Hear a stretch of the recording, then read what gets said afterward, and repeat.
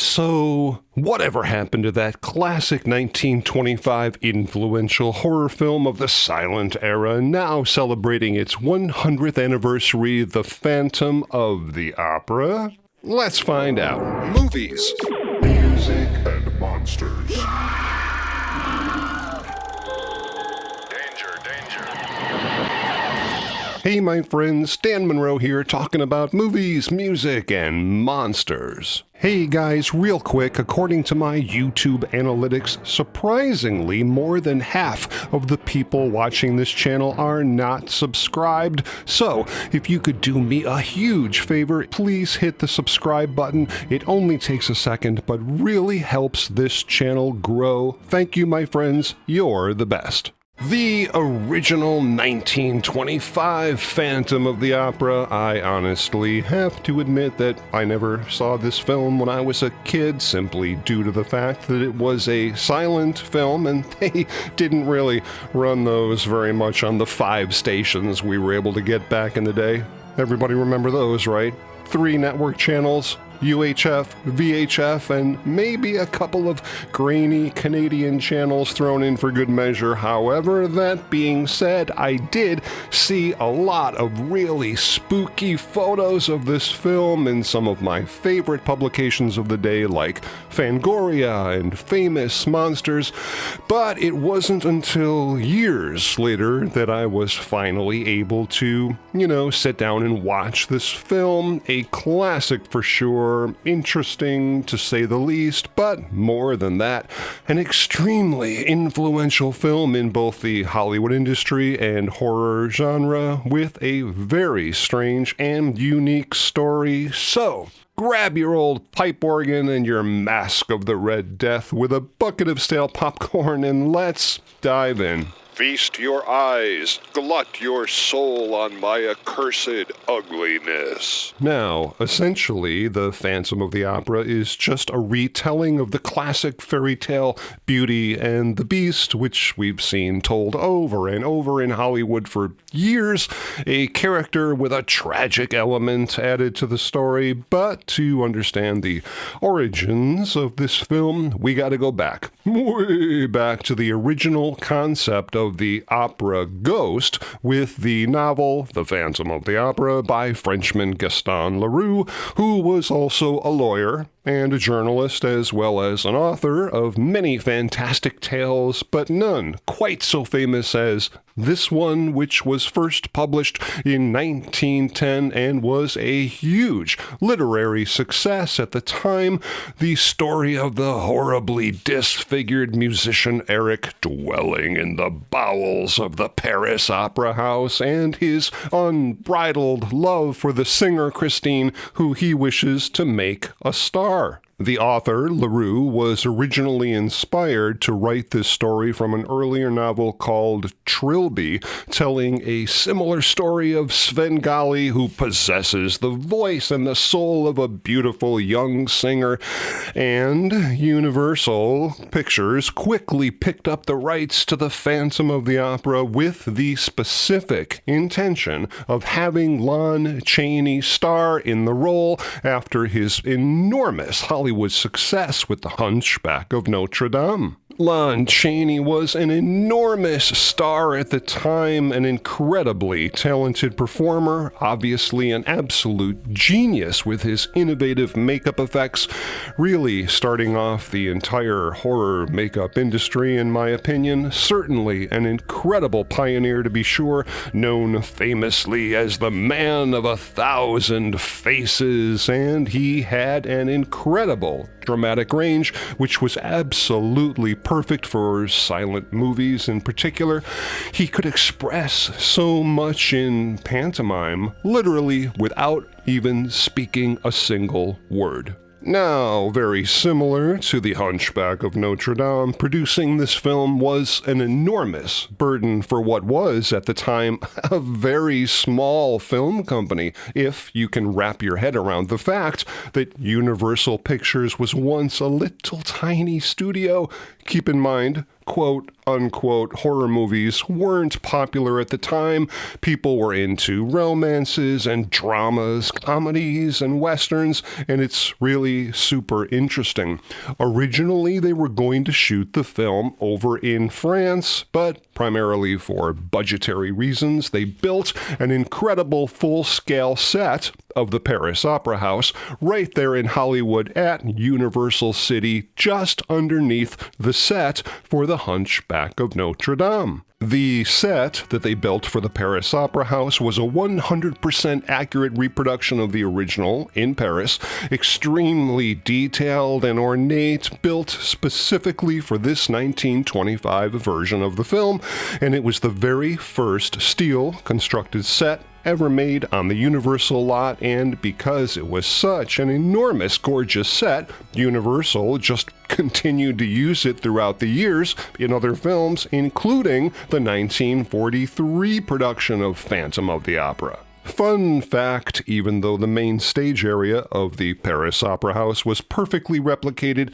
nobody at Universal had any clue whatsoever what either the backstage area or the cellar areas of the Opera House looked like, so they brought in a French artist named Carré, who used to work at the original Opera House to create concept drawings for the film, and the set builders faithfully recreated his drawings right into the production of the sets. And then there's the girl, the damsel in distress, the lovely Christine, portrayed by a relatively unknown actress at the time named Mary Philbin, who, believe it or not, actually got the part when her father sent in a photo of her to Universal Pictures for a beauty contest. So that was it. She was so beautiful, they gave her a Hollywood contract, an extremely beautiful yet very shy young actress who was the perfect opposition of Lon Chaney and, not to sound cheesy, but the literal beauty to his beast. Now, creating the incredibly horrific makeup for the Phantom, Chaney took most of his inspiration for the Phantom makeup from a book illustration by Andre Castaigne, which only showed the bottom half of the Phantom's face, but you can clearly see the similarities from this illustration to Chaney's final makeup. He wore an exaggerated skull cap to raise up the forehead. He used putty to build up and exaggerate the cheekbones, with additional wadding being inserted into both sides of his mouth. He even wore a set of fake teeth with actual metal prongs that would quite painfully create his ghastly grin, literally holding the mouth open, and the immediately recognizable upturned nose was achieved by placing a wired appliance from his nostrils, pulling his nose upwards towards the forehead, then covered over with putty to hide the wire.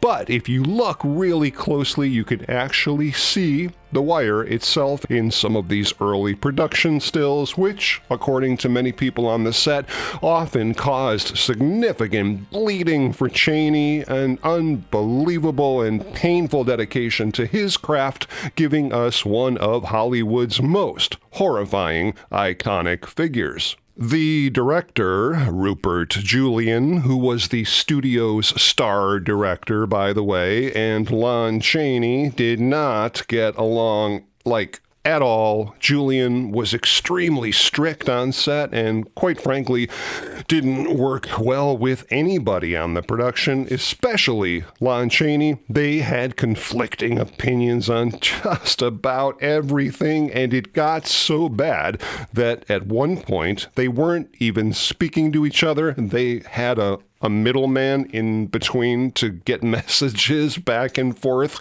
with Lon Chaney often telling the messenger to go tell director Rupert to, and I quote, "Go to hell." Not only super cool, but extremely innovative at the time.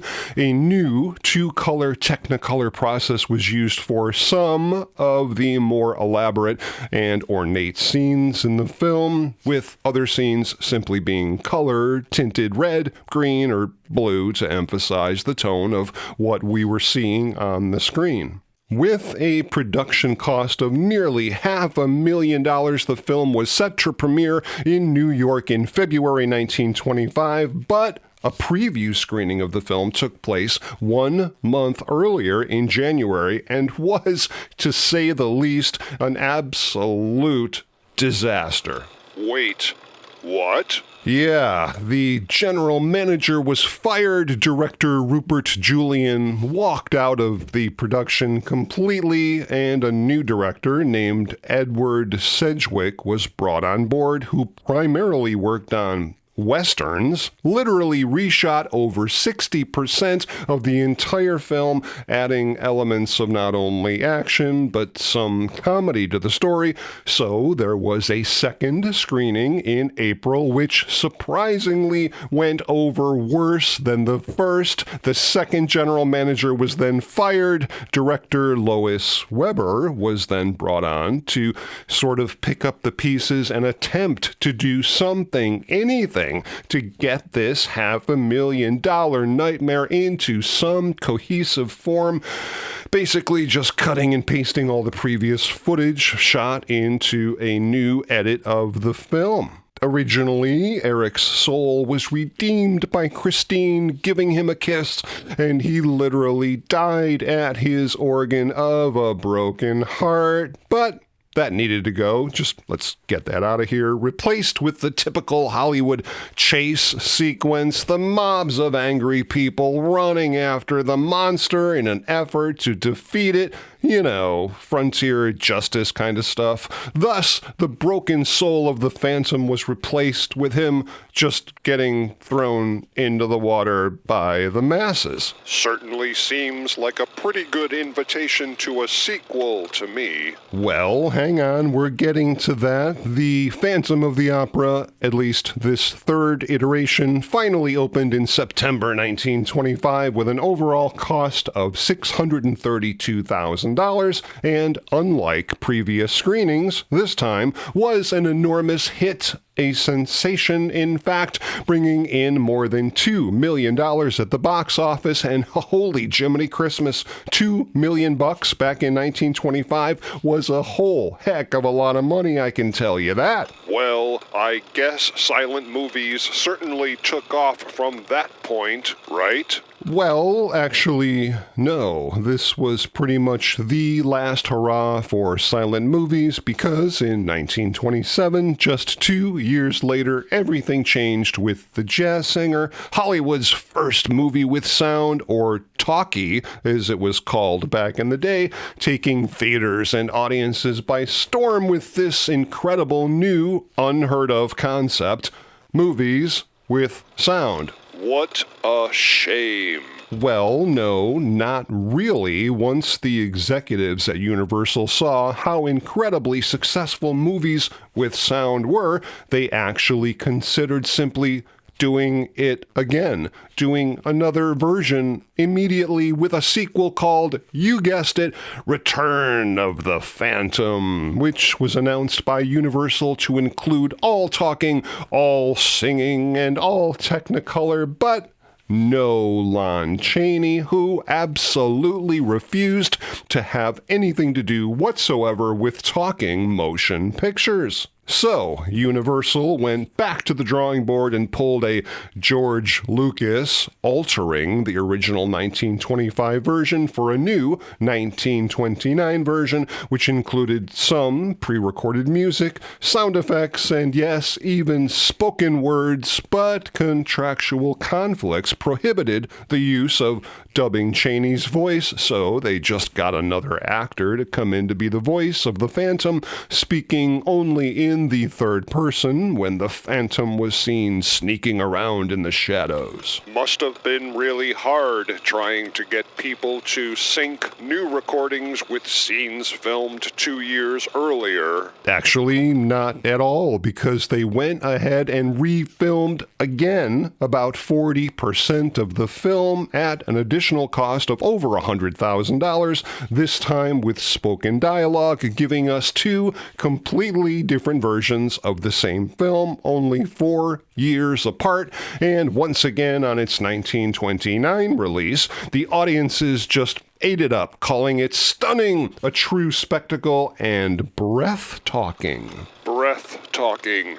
I get it. This time, however, Lon Chaney did return to film new footage for this Technicolor talking version, and I never really noticed it before, but the unmasking sequence was a completely different version in 1929 than it was in 1925, even though they look extremely similar. I'm honestly not really sure why they chose to refilm that sequence, but they did, and the new Phantom of the Opera brought in an additional $419 million for the studio, which was extremely welcomed by Universal Studios, since remember, this was literally the first year of the Great Depression. Then, 3 weeks later, in early 1930, Lon Chaney left Universal and signed with MGM, but sadly, only 6 months after that, Lon Chaney died, and ironically, the silent cinema died with him. And this year celebrates 100 years since the creation of this film. Yes, it certainly does, and here's some incredibly exciting news for the 2025 Monsterpalooza show happening this coming weekend in Pasadena, California. A life-sized figure of Lon Chaney as the Mask of the Red Death for the 100th anniversary of Phantom of the Opera, a totally brilliant concept by Block 4 Studios, known for their exceptional work, and I can only imagine the chilling detail they'll bring to such an iconic and unsettling character from the film. Lon Chaney's portrayal is legendary, and capturing that eerie essence would be a true artistic feat. Definitely make sure to check out their display on the main floor at Monsterpalooza this weekend. It's definitely going to be a must-see for any classic horror movie fan. The enormous success of both The Hunchback of Notre Dame and the multiple incarnations of the original Phantom of the Opera literally created Universal Studios, going on to create some of the greatest and most iconic classic horror films of all time, including Dracula, Frankenstein, The Bride of Frankenstein, The Wolfman, The Invisible Man, The Mummy, The Werewolf of London, The Creature from the Black Lagoon, and so many more. We could be here all day, but that, my friends, is the topic of another video. I really hope you guys enjoyed that deep dive into the 1925 Phantom of the Opera, and if you did and you like this kind of stuff, please consider subscribing to the channel. I've got a whole bunch of new videos coming up really soon that I know you guys are just gonna dig. And if you'd like to help support the channel, you can always buy us a coffee. Link in the description. And please feel free to stop back anytime as we together continue the conversation on movies, music, and monsters. Movies, music, and monsters.